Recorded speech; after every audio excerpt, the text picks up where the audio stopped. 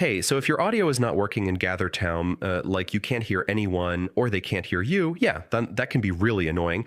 But don't worry, this is usually easy to fix.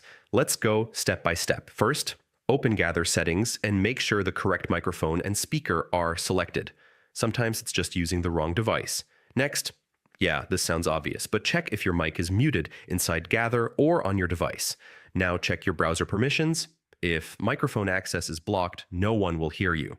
Also, make sure your system volume and Gather volume aren't set too low. It happens more often than you'd think.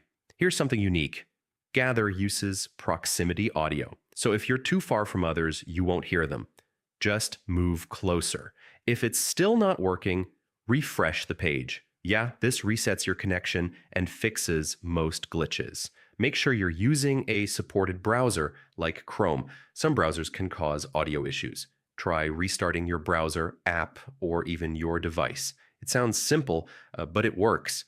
If you're using headphones or external mics, make sure they're properly connected and selected. And if nothing works, contact Gather support. They can check if there's a deeper issue. So yeah, that's how you fix audio issues in GatherTown. One of these steps should get your sound working again.